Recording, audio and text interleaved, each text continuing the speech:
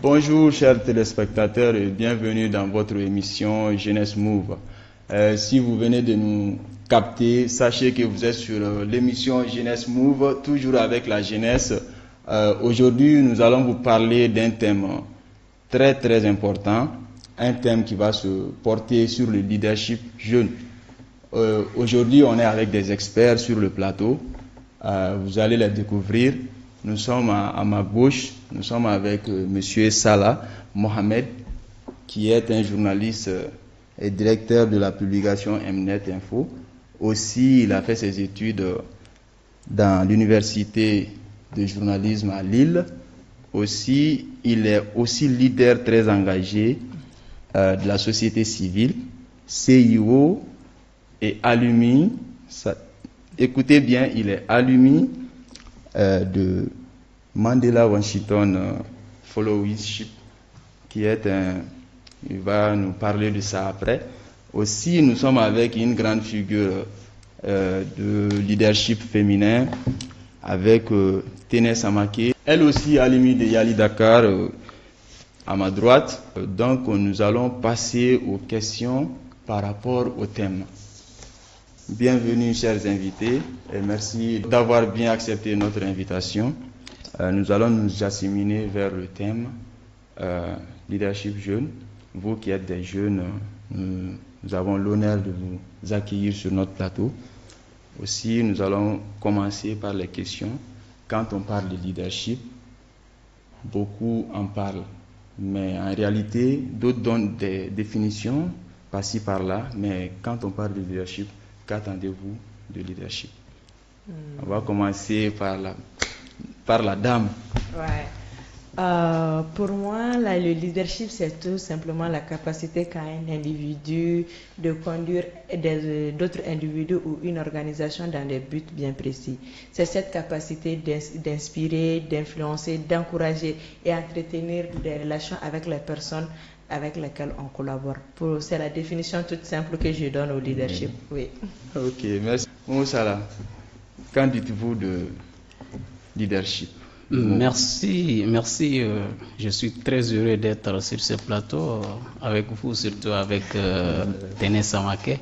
Alors, je vais apporter d'abord une petite précision. Je ne suis pas du tout un expert sur la question du leadership, mais alors, j'apprends à être leader. D'abord, je vais tout juste argumenter ce qu'elle a dit, parce qu'elle a donné une définition. Je crois qu'il n'y a pas une définition figée sur les leaderships. C'est un concept. Mais ce que je voulais dire, c'est qu'en plus de ce qu'elle a dit, le leadership aussi, c'est de pousser ce lieutenant, l'équipe derrière toi, à prendre des actes et aussi dans un avenir très proche à diriger, parce qu'un leader qui n'est pas capable de confectionner d'autres leaders n'est pas du tout un leader. Elle ou il serait qualifié de dealer, parce que elle ou elle tue les leaderships de jeunes qui est sous sa responsabilité. Donc un leader, c'est aussi savoir confectionner d'autres leaders. C'est aussi savoir confectionner, fabriquer d'autres leaders. Ok. Ténè, vous êtes d'accord avec Mo Salah? Absolument d'accord avec lui. Ce qui me rappelle d'ailleurs une citation que j'ai lue une fois qui m'a beaucoup touchée. Je l'ai lue dans le livre de Dale Carnegie. Il disait que la marque décisive d'un leader, c'est ce qu'il laisse derrière soi. Au fait, des individus avec la capacité, la volonté de persévérer quoi qu'il arrive. Ce qui rejoint d'ailleurs tout à l'heure ce que vient de dire Mohamed Salah, que je suis parfaitement d'accord avec ce qu'il vient de dire. Ok, merci beaucoup. Merci d'avoir répondu à cette question. La question suivante m'intrigue beaucoup, parce que ça va se rapporter avec la jeunesse malienne, que vous-même vous connaissez. Est-ce que vous pensez que la jeunesse malienne est dotée de vrais leaders?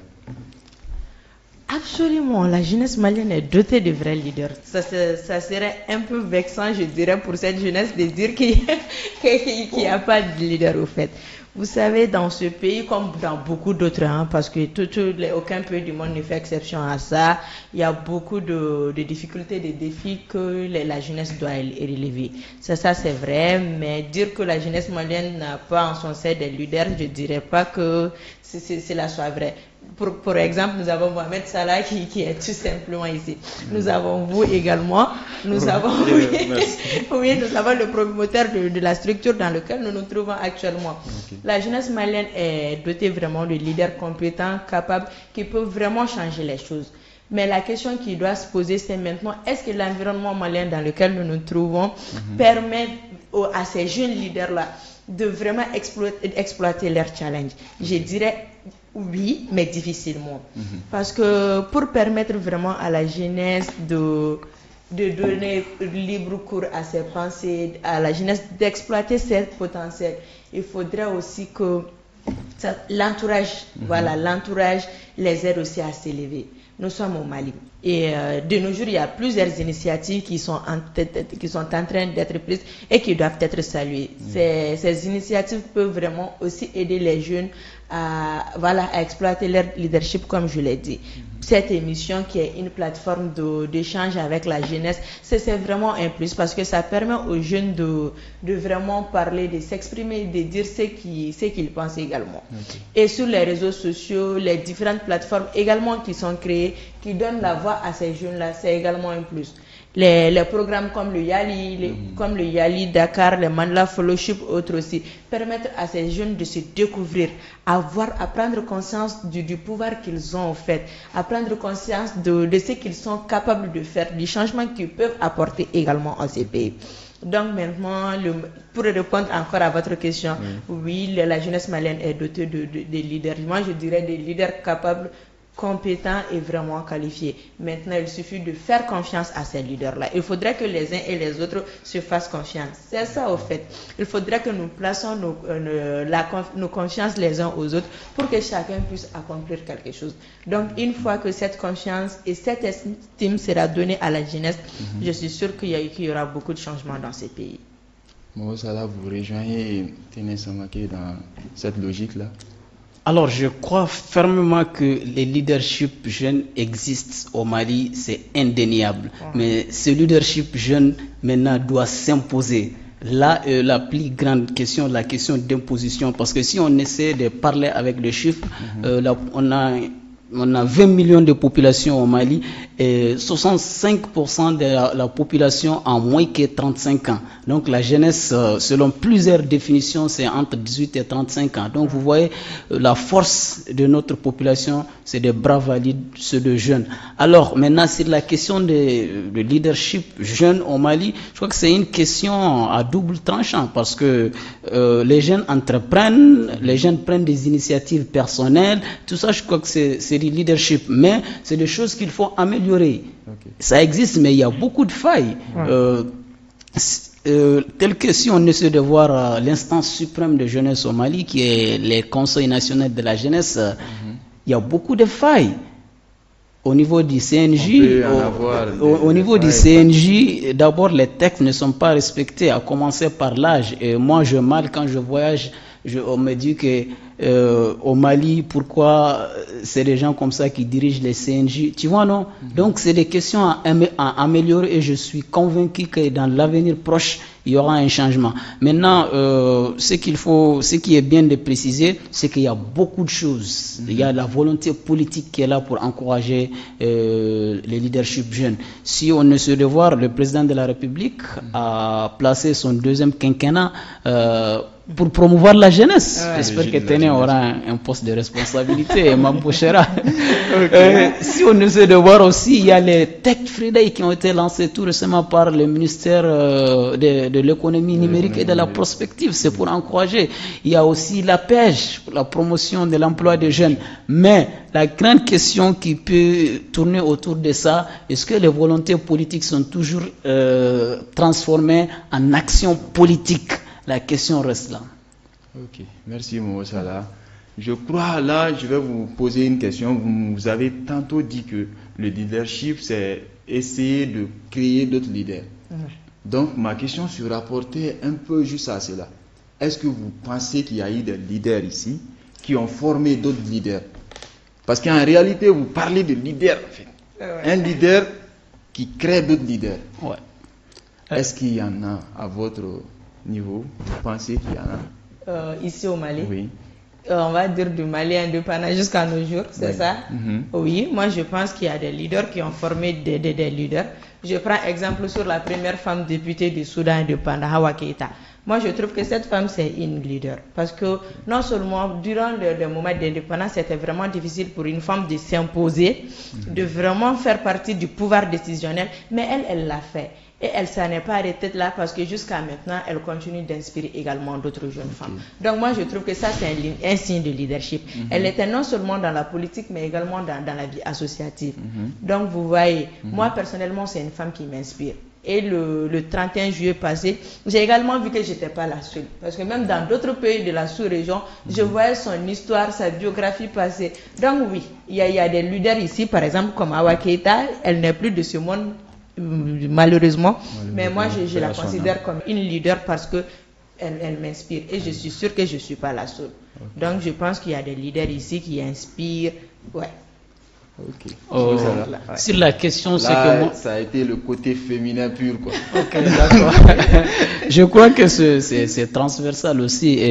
Mon point de vue, c'est que aucune personne, Dieu n'a pas créé une créature qui se suffit en elle seule, quoi. Okay. Donc c'est la complémentarité et le leadership aussi ne fait pas exception à cette règle. Je prends l'exemple sur moi-même. D'abord, c'est des personnes qui me tirent vers le haut, c'est des personnes qui m'encouragent, c'est des personnes qui me boostent, qui me donnent des conseils, qui me disent attention, tu as fait ça aujourd'hui, ne le fais pas demain. On apprend de nos erreurs et on avance. Donc on ne se suffit pas, on ne fait qu'apprendre. Moi je crois que si on est sur terre, un grand objectif, c'est d'apprendre, c'est de s'améliorer, c'est de perfectionner, malgré qu'on ne va jamais atteindre la perfection, parce qu'elle appartient à Dieu. Bien sûr, les jeunes Maliens inspirent, bien sûr, les jeunes Maliens créent, confectionnent et fabriquent des leaders. Et nous sommes dans cette dynamique pour restituer tout ce que nous avons appris à nos camarades jeunes. Okay. Merci beaucoup. Là, maintenant, vous, en tant que CEO, vous manager... Fondatrice, rédactrice en chef, je préfère CEO. Ouais. Ok, donc là, je m'en vais vous poser cette question. Est-ce que ça vous arrive de manager les hommes? Vous avez quelles difficultés? Vraiment, ça, c'est une question vraiment houleuse parce que, premièrement, quand on dit qu'une femme manage les hommes, c'est toujours un souci. C'est pourquoi je ne prends pas le plus souvent le terme manager ou gérer. Voilà, les hommes, comme Sarah a dit tout à l'heure, au fait, tout est une question de complémentarité. Lorsqu'on est une équipe, moi je ne considère pas qu'on manage quelqu'un ou quelqu'un nous manage. Je considère qu'on est tous dans la perspective de créer cohésion, harmonie et de bien travailler ensemble, de créer une collaboration vraiment excellente pour que les objectifs du projet ou de l'organisation soient atteints. Voilà. Donc, pour répondre à la question, je ne veux pas dire que je manage des hommes. Okay. Non, pas du tout.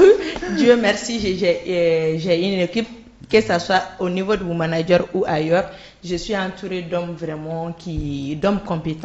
d'hommes compétents qui ne cessent de fournir beaucoup d'efforts pour la réussite des différents projets dans lesquels nous sommes amenés à travailler. Et les difficultés, oui, c'est vrai, des fois, lorsque tu es femme, tu rencontres certaines personnes qui essaient vraiment de te limiter à ça, au fait. Tu es femme, donc, logiquement, moi qui suis un homme, j'étais supérieur, que ce soit sur le plan intellectuel ou moral. Ça, c'est même pas au sein des organisations, au sein de vos managers, mais c'est même dans la rue, au fait. Même lorsque tu vois le Malien lambda et qu'il voit que toi, tu es une femme, que tu as quelque chose à lui dire, des fois, le message peut vraiment pas passer, surtout quand tu es du genre féminin. Okay. Mais bon, il y a beaucoup de choses qui restent encore à faire. C'est ce que je dis, la situation doit s'améliorer. Mais également, il faut que la jeunesse, les Maliens, qu'on soit hommes ou femmes, que nous allions vers l'instruction. Parce que c'est l'instruction qui peut nous faire éviter énormément de choses. C'est également grâce à l'instruction que nous pouvons éviter de tomber dans certains stéréotypes, que nous pouvons éviter également de tomber dans les clichés. Il y a beaucoup de stéréotypes, il y a beaucoup de clichés concernant le genre féminin. Voilà. Et malheureusement, beaucoup de femmes aussi sont victimes de ces stéréotypes-là. beaucoup de femmes sont victimes du poids des coutumes sociétales et autres, mais il faudrait que les jeunes aillent vers l'instruction. Il faut qu'on essaie d'ouvrir nos esprits au fait. Ok. Voilà, nous sommes en 2019, nous sommes au 21e siècle, c'est la génération high-tech. On ne peut plus s'asseoir derrière, dire que bon, la tradition fait ci, les coutumes font ça. On ne peut plus faire ça, au fait. Nous sommes dans un village planétaire. Ce qui veut dire que le monde ne se limite pas, et non seulement ici au Mali, le monde ne se limite pas au Mali. Maintenant, nous ne faisons plus qu'un. Donc, il faut essayer de s'adapter, de respecter l'individu dans sa dignité, qu'il soit homme ou femme, de le traiter à taille son égal, que ce soit sur le plan mental ou intellectuel. Au niveau des services, ça doit être le cas. Et également, même dans les rues, même dans nos familles, ça doit être le cas. Parce que c'est cet homme qui au bureau essaye de rabaisser son collègue femme. C'est également ces petits jeunes hommes à la maison qui rabaissaient sa petite soeur devant les parents qui ne disaient rien. Donc, des fois, lorsqu'on est femme, on est confronté à beaucoup de difficultés. Moi, j'appelle ça des défis. Et je suis sûre que ça ne va pas en finir. Durant tout au long, peut-être même quand j'irai en France, ça sera également la même chose. Aux États-Unis, ça sera également la même chose parce qu'il y a certains types qui souffrent du complexe d'infériorité. Voilà, c'est pas que les Maliens seulement, c'est partout dans le monde. Mais voilà, si on essaie vraiment de faire un travail collégial, le mieux est que et l'homme et la femme ne se mettent pas dans ce petit confort de supériorité hiérarchique ou autre, le fait de gérer, parce que les gens gobent très mal ça. Oui. Même moi, je gobe ça. Quand tu viens, tu essaies de te... Voilà, même moi, je gobe ça. Donc, il faudra aussi qu'on aille vers ça, qu'on n'essaie pas de se mettre les uns au-dessus des autres, qu'on se traite tous sur le même pied d'égalité et qu'on considère les capacités intellectuelles. Alors, vous avez raison, parce que c'était un sujet sensible. Hein. En réalité, la question n'était pas aussi que ça, c'était juste pour vous mettre avant. Essayez de voir comment est-ce que vous traitez avec les autres. Là, maintenant, je vais la même question à Momo Salah, vu que lui n'est pas féminin, mais je sais qu'il a d'autres trucs à ajouter. Oui, bon, je ne peux pas dire que je ne suis pas féministe parce que je défends beaucoup les femmes. Oui, parce que je crois que l'homme et la femme, nous sommes tous les mêmes, il n'y a aucune différence. Et moi, je crois que toute chose doit se mériter par la capacité intellectuelle et non par priorité de genre. Ça, comme je suis contre ça, je crois que c'est-à-dire la connaissance doit prévaloir surtout les mérites en un mot. Alors, sur cette question, moi, j'évite parfois de rentrer dans, c'est-à-dire la confusion entre le leadership, le management. Moi, je crois qu'un bon leader, si c'est-à-dire on essaie de voir tout ce qu'on demande à un leader, c'est d'être le plus proche de la perfection. Moi, je crois qu'un bon leader est un bon manager, mais un bon manager n'est pas forcément un bon leader. C'est comme ça que moi, je vois les choses. Parlant de ça également, je peux dire que j'ai oublié la question, s'il te plaît, rappelle-moi. La question, c'était par rapport aux difficultés oui. Moi, je crois que, c'est-à-dire, on n'est pas c'est-à-dire, moi, quand même, je ne vois pas la chose comme il faut gérer. Je vois plutôt il faut collaborer. Je crois que les managers doivent se transformer en leaders et laisser vraiment le management, parce que le management est trop dur. C'est comme s'il y a quelqu'un qui est là, qui donne des règles et que l'équipe doit appliquer ces règles-là pour arriver à un objectif. Mais le leader, c'est celui-là qui est là, qui est au sein de l'équipe, qui peut ne pas être à la tête de l'équipe, mais qui est membre de l'équipe et qui fait bouger l'équipe, qui fait grandir l'équipe, qui tire l'équipe vers le haut et que tous arrivent à l'objectif commun. Et le leader, il se permet de féliciter, de faire savoir aux autres que c'est grâce à vous que nous sommes arrivés là. C'est pas moi qui suis arrivé là. Donc moi, je crois qu'on doit plutôt aller dans ce sens, à collaborer en équipe au lieu de manager. J'évite trop le management. Je vais un peu vers le leadership. Moi, je crois que en tout cas, selon moi, ça peut ne pas être l'avis de tous, mais ça, c'est mon avis personnel. Je crois que c'est comme ça qu'il faut aller pour vraiment trouver des solutions efficaces, dynamiques et efficientes partagées par tous. Ok, merci beaucoup. Ce qu'il vient de dire me fait passer à un exemple sur le football. Un Cristiano Ronaldo qui était sur le banc de touche malade essayait de soutenir ses coéquipiers, et puis ils ont remporté la coupe. Il disait que vraiment la coupe était à vous.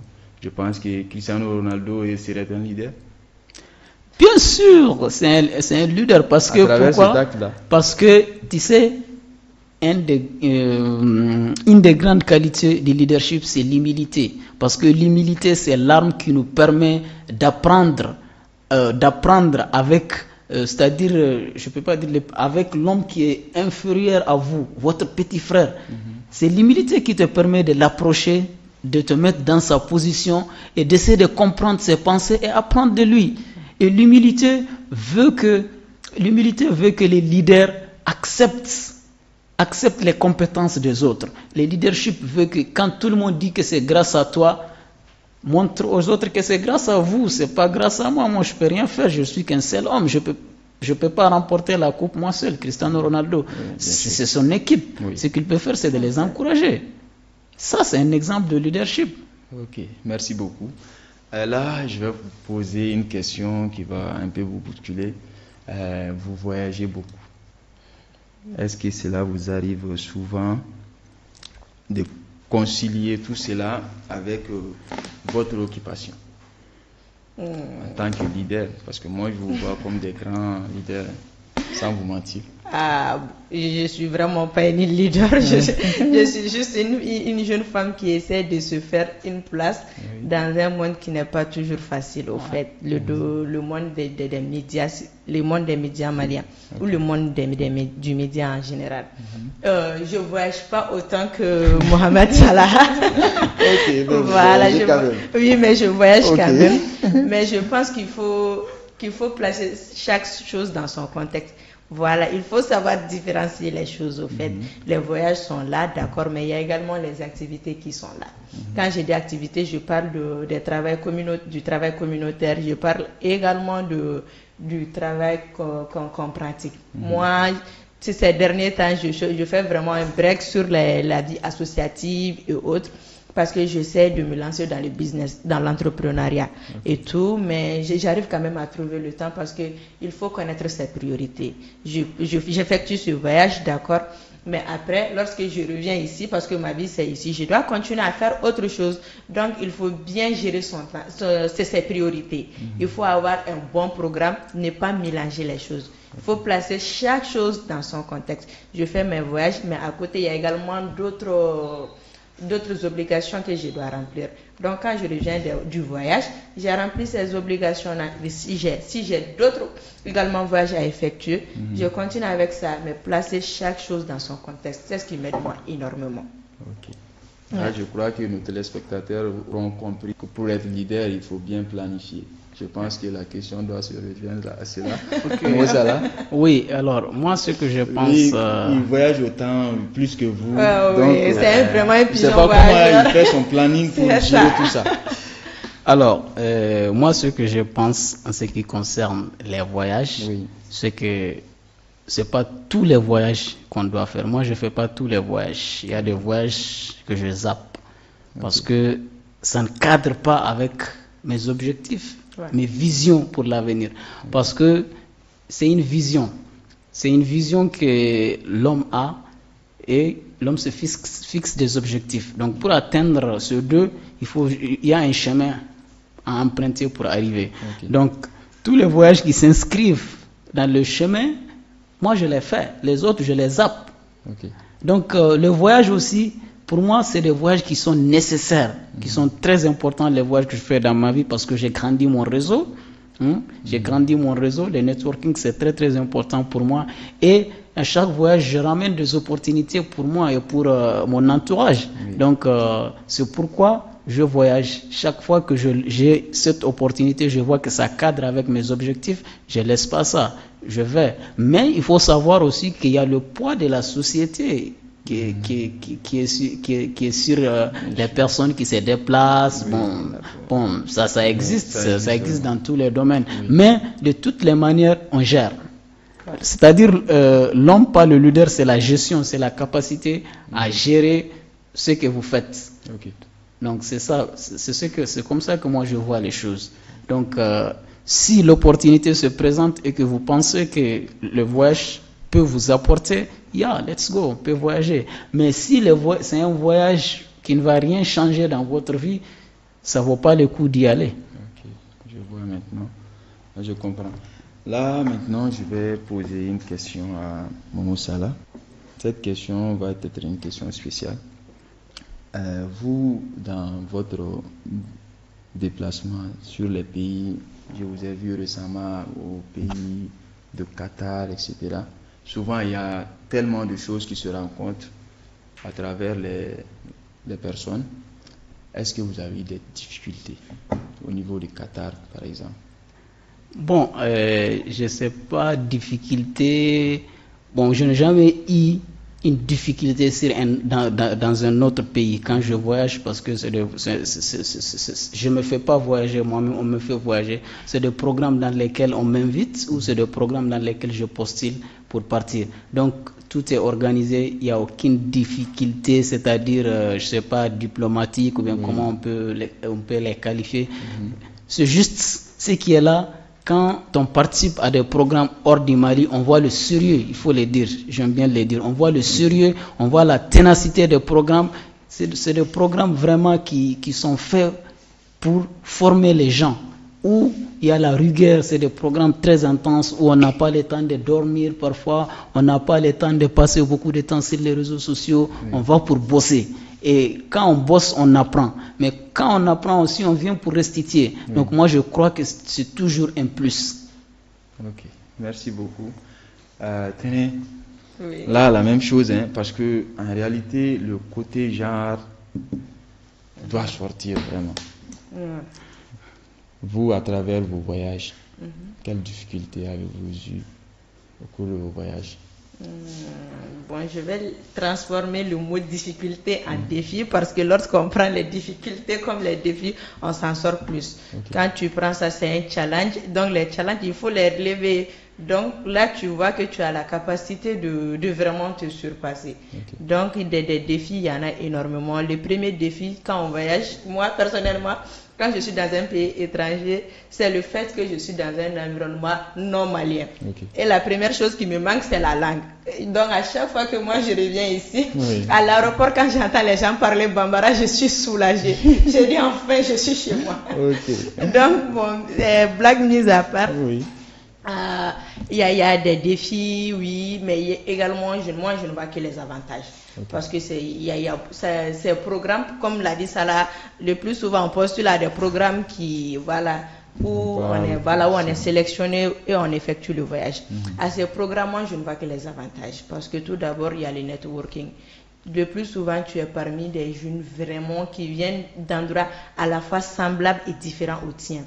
Tu es mis en relation, en contact avec des individus qui ont plus ou moins les mêmes perceptions des choses que toi. Des individus qui font plus ou moins ce que toi tu fais.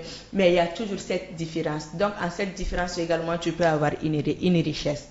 Donc, le plus souvent, quand tu viens ici avec des idées, peut-être avec avoir échangé avec un gars, je sais pas, peut-être du Burkina tout près même, ou même de la Côte d'Ivoire, tu vas te rendre compte que chez eux, ils font certaines choses qui pourront également fonctionner chez toi. Donc, le plus souvent, quand tu viens, tu essaies de restituer ça et faire en sorte que l'idée puisse s'installer ici chez toi. Et à part le networking également, il y a les tonnes de connaissances que tu as acquis. Oui, parce que ça, il faut le dire. Chaque fois que tu participes à un programme, tu as ce privilège d'apprendre des choses nouvelles. C'est ce qui est fascinant. Et c'est ce que moi j'admire beaucoup avec les voyages.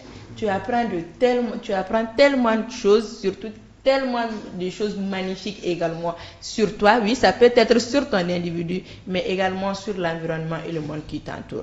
Donc, les difficultés, il n'y en a pas, il y a des défis. Mais si on compare les défis aux avantages, tu ne trouveras peut-être même rien à dire. Ok, voilà. Donc il n'y a pas de défis, il n'y a pas ni rien, juste des opportunités. Des opportunités et des possibilités. Là, je vois, on est peut-être arrivé à la fin de cette émission.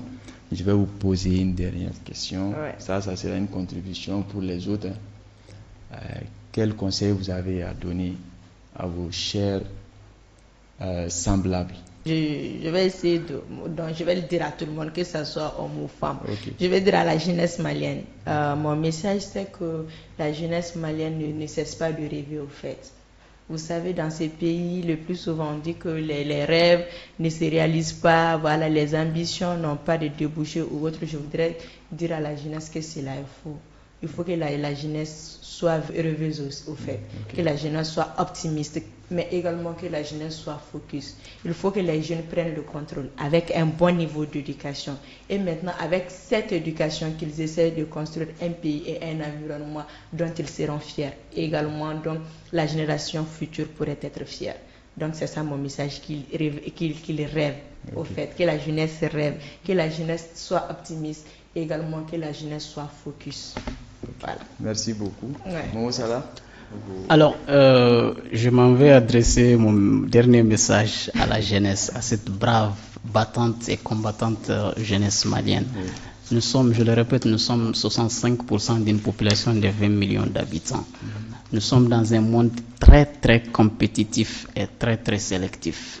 Alors, j'ai cette pensée que je partage là où je passe, je partage avec mes gens, et dit que nous devons être des lions parmi les hommes. Parce qu'aujourd'hui, dans la vie où nous sommes, rien ne s'obtient facilement. Supprimez la chance de vos pensées, rêvez grand. Et rêvez et réalisez vos rêves. Car rien ne s'obtient par la facilité. Tout ce qu'on cherche, il faut aller l'arracher. La vie ne va rien vous donner cadeau. Tout ce que vous cherchez, allez l'arracher par force. Et n'attendez pas. Ce que vous cherchez, il y a des milliards de personnes qui cherchent ça sur la terre. Pour l'avoir, il faut l'arracher. Donc, c'est ce message que je lance à la jeunesse malienne. Ok, merci beaucoup d'avoir répondu à notre invitation. Et, nous allons remercier Ondou TV qui nous a offert ce plateau et nous donner l'opportunité de nous exprimer, d'échanger, de communiquer avec cette jeunesse malienne. Merci beaucoup Téné Samaké et merci Momo Salah. Alors pour terminer, nous allons nous quitter avec cette citation de Henry Miller qui dit « Un vrai leader n'a pas besoin de conduire, il suffit juste qu'il montre la voie ». Merci beaucoup et à la prochaine sur Ondou TV. Merci.